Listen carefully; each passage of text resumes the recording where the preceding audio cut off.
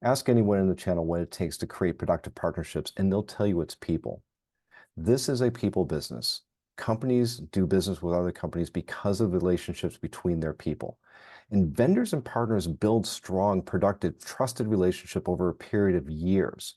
The channel account managers on the front line and their partners, they build this symbiosis where they work together. And through that relationship, through those experiences, they're able to have repeatable emotions and the trust to move forward. The between on this is systems. Modern channels operate at such scale and such complexity that you can't do everything with people. You need systems to automate and make resources available on demand. And the core of this in channel management automation is partner relationship management, or PRM. Most vendors use this in their channel programs. It is a tool that helps them communicate with the partners, make resources available to them on demand, provide them with intelligence and information on their status within the program, do pipeline management, all sorts of other stuff. Now, PRM is a powerful tool, but it's not always up to everyone's needs. And in fact, many vendors will talk about how they're not satisfied with the full functionality or some of the discrete features of their PRMs. Others are not happy with the cost. And one vendor that went through an experience on this actually decided that the commercially available PRMs on the market just weren't up to snuff. It was so much so that they decided to actually roll their own. They're building a PRM from scratch. That company is ServiceNow. And ServiceNow looked at the available PRMs in the market and they said, you know what, we can do better. And not only did they say that they can do better, but they're actually looking at a vision of creating a commercialized product. So we thought we'd actually dive into this unique story and invite the person who is spearheading this initiative, the person who started with the evaluation process of the available PRMs, came up with the idea of rolling their own, building their own PRM, and then maybe, just maybe, turning it into a product. This is Divya Rajagopalan. She is the Senior Director of Digital Partner Transformation at ServiceNow, and she joins us here on Changing Channels. Let's get into it.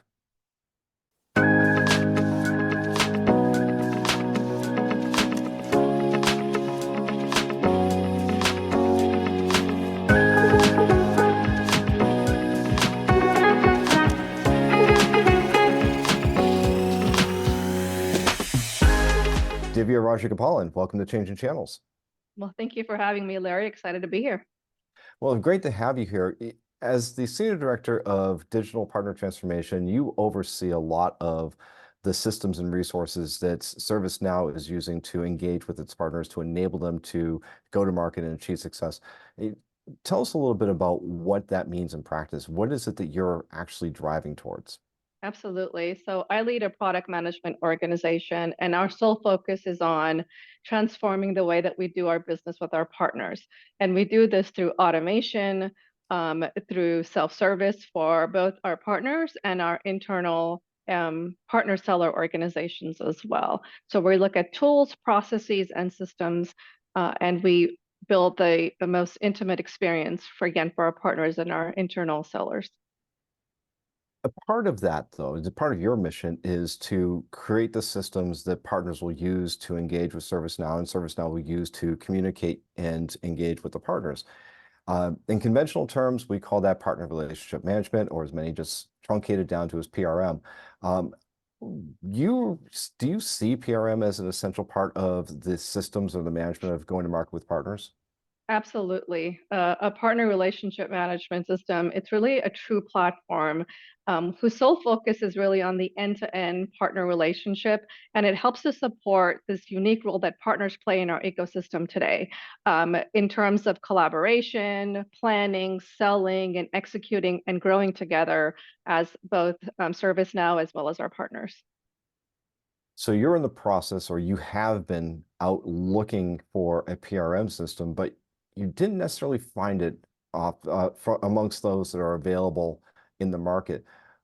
What happened? Why did you go out there and it sounds like a big swing and a miss? I felt like a lot of the systems are very siloed. When you think of a end-to-end true collaboration platform, it's threaded through from end to end.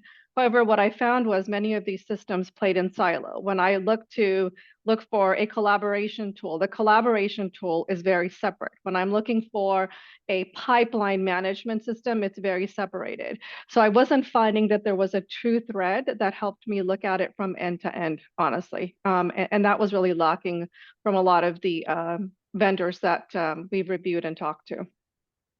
But if you go and you talk with them, they'll say that they are end-to-end systems, that they are complete, and they have all of the resources that you need to be able to automate and manage your partner relationships. What's the gap that you're seeing? The gap that I was seeing was they offered some of these main characteristics. However, the others were actually either outsourced to another third party, which meant that there was added complexity in terms of integration with that third party. It meant that we had to ensure that all of the, UI, UX, which is our user experience or user interface, all had to marry and mimic each other. And we've really found that to be difficult as we interviewed. A lot of them were able to sustain what we have from an interface perspective, and others were very much out of the box, out of the shelf sort of a system, which wouldn't work with our true platform that we're envisioning. Did they try to address it? Was there, if you brought up these what you consider to be shortcomings or gaps, did they have an explanation for how would that be? Or as you said, did they just point you to a third party? It was mainly third party. It was, of course, we can do it. We just have to ensure that, we're using this other tool to help with some of the user interface processes. And the other thing that I really found also, Larry, was there was added costs. I mean, one of the things that we're looking for, especially in our market today, as volatile as it is we want to make sure we're staying within our constraint of our budget. And really found that most of these vendors that we talk to generally charged over the price of what the normal subscription price is in terms of, okay, do you want to have this added feature of, having this user interface, or do you want this added feature of a collaboration? It just added up, the price point ended up just growing every time I continued to ask for more of the things that I was looking for. So you've mentioned this about, that they came to you and they said they can do certain things, that they have these capabilities, but it requires maybe bringing a third party in. And the experience of many out there with PRM vendors is that there's also a fair amount of customization and tuning that has to go on. What did they tell you, and what did you perceive as a part of the integration requirements or the timeline for deployment? And how did that compare to what you're going to do or what you are doing in terms of developing your own PRM? The timeline that they gave to me was if it's a simple out of the box that we're looking at, it's about a 6 to 9 month process before we can do that. If there is customization that is needed, it could take potentially 12 to 18 months. So you see, Larry, if I'm going to go out and find another vendor that's going to anyway take 12 to 18 months, I might as well build it myself. And I know it's exactly what we're looking for in the 18-month period. So at what point did you decide you have to do something different? Well, the journey honestly started for me about a year and a half ago, when I was really looking outside of the market, because what we were lacking was a full, like I said, the end-to-end tool. And when I started doing a lot of these, um, RFPs with these other vendors, what I found was that it wasn't price point was one, which I just mentioned, Larry. The other piece was it was very much out of the box. What I was looking for in a tool to help appease for our partners was simply not there. Case point, Gen AI. This is the new thing. You hear it everywhere now. ServiceNow is just started to build our own Gen AI product. Well, if I wanted to go out and find a Gen AI, it really, needed me to then talk to a different vendor to see if they can then build the Gen AI model within this other platform that I would have to purchase. So those were the big things, because our focus really right now at ServiceNow is to utilize Gen AI in everything that we're doing within even our partner space. So you decided the different path to go on is to go it yourself, which I have to say that's a big undertaking. It's a big proposition. I'll even go on to say it's rather brave of you for you, one, to drive it, and two, for ServiceNow to actually pick it up. Talk a little bit about that, because I'm curious. I'm sure the people listening in are curious. Is like, Yeah. what was that decision-making process where you just said, you know what, we're just going to do it ourselves? Well, I can tell you it wasn't a flip of a coin or anything. It took a little bit for us to get there. When I started this journey, as I mentioned a year and a half ago, what I realized was we already had almost 50% of this PRM tool already built out because we have the front end facing for our partners already there. We have a deal registration process that we've already built within our ServiceNow platform. We have a deployment process we've already built in within our platform. We also built analytics front facing for our partners.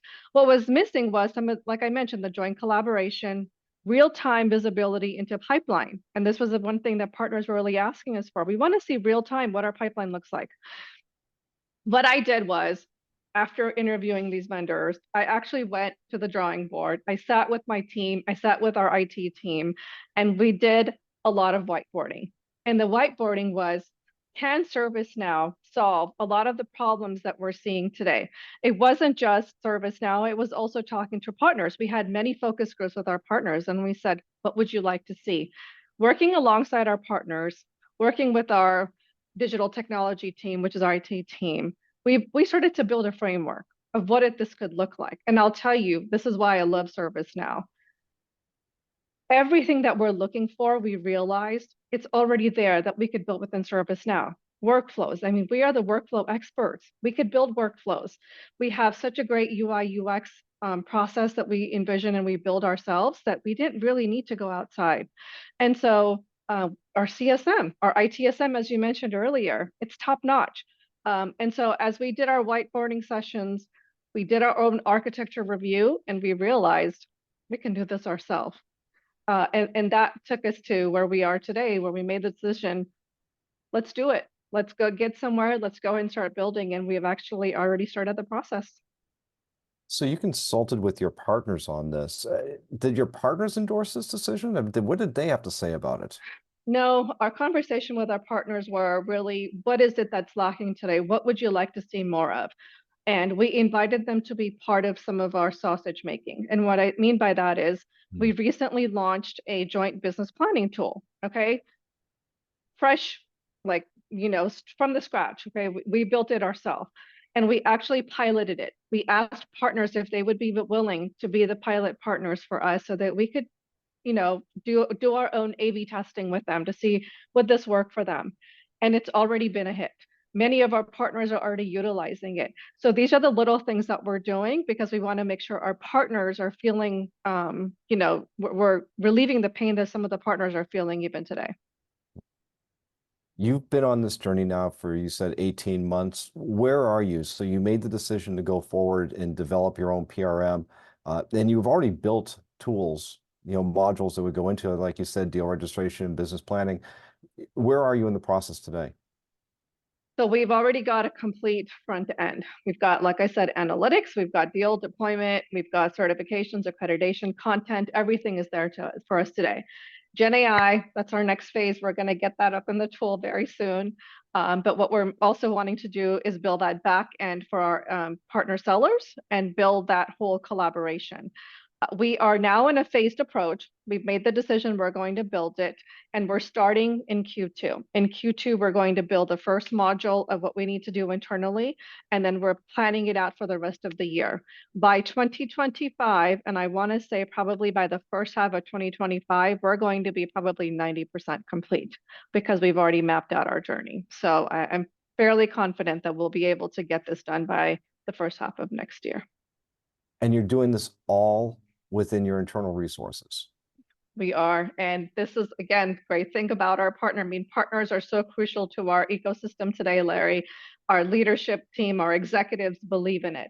And they have actually put their money where their mouth is. Like they're all in. They said, here, we've got your investment, go build it. And so we're there. We're getting to it.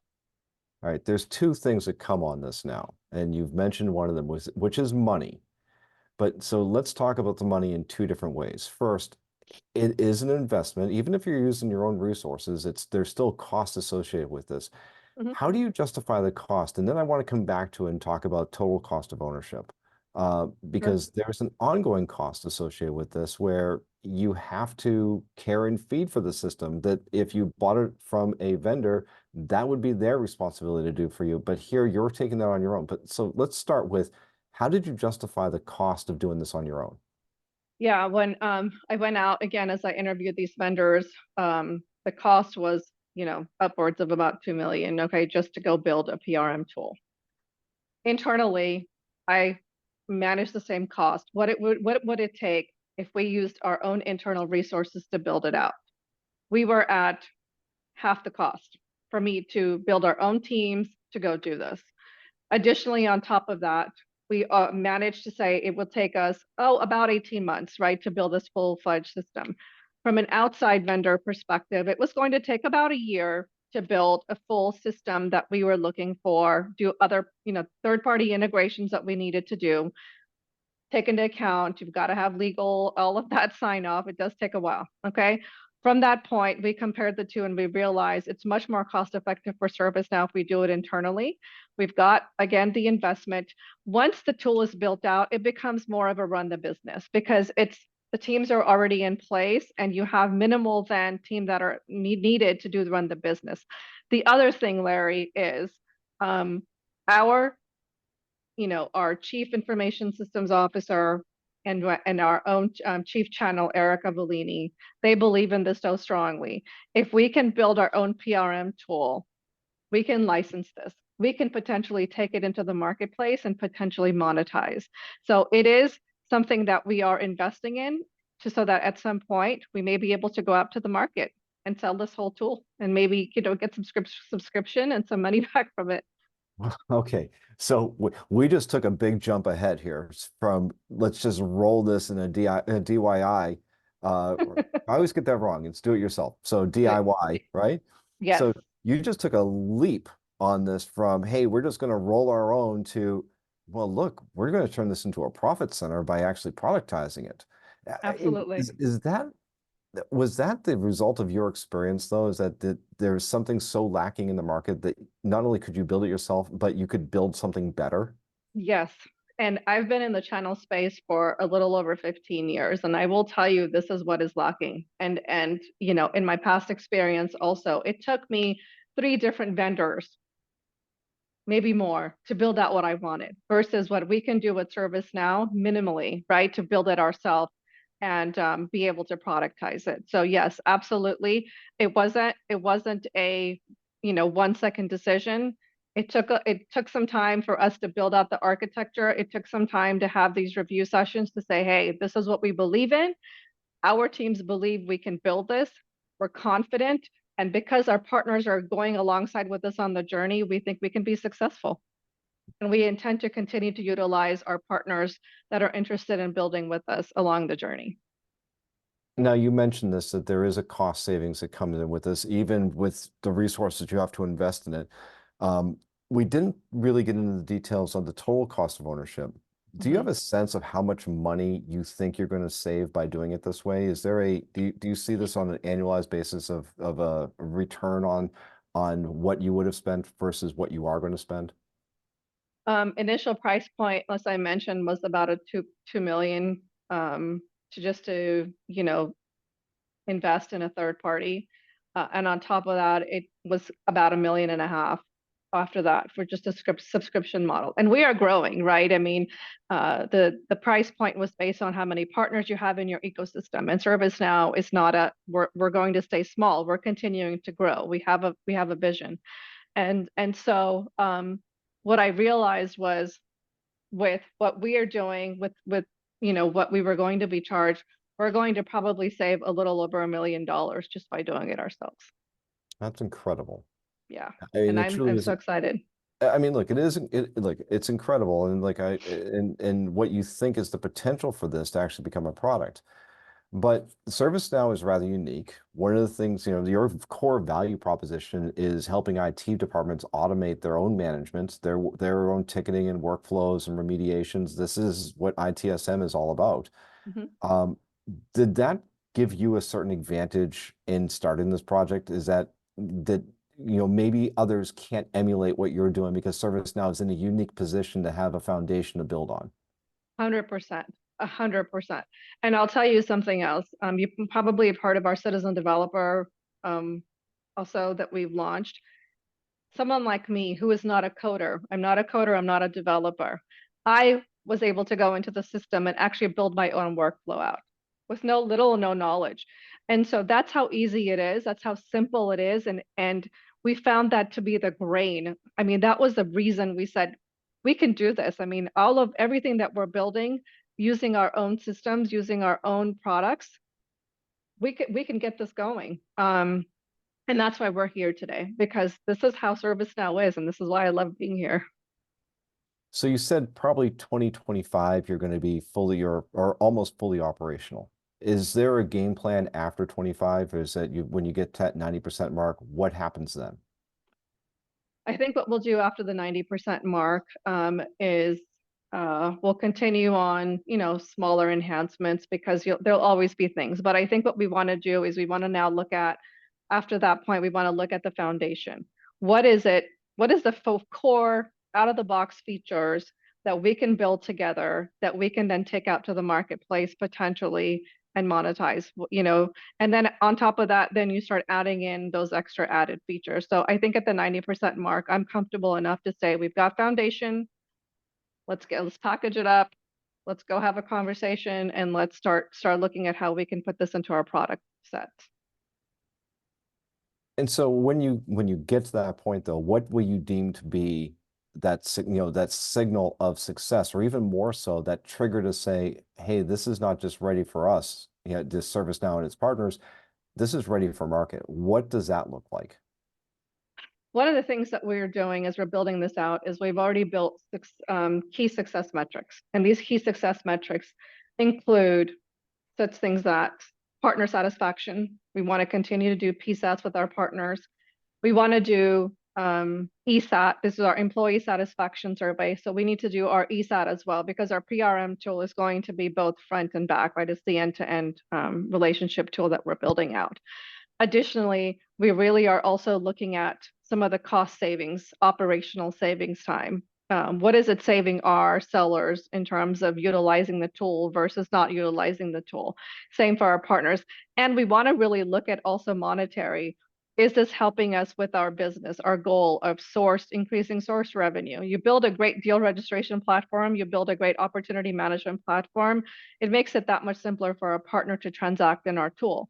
So we also want to look at some of those things. We follow very closely with our programs. So as programs are changed or uplifted by our program leader, we want to make sure we're building the system to integrate directly within the program. So we'll see successes along the way also as we're building our systems to also correlate with our program.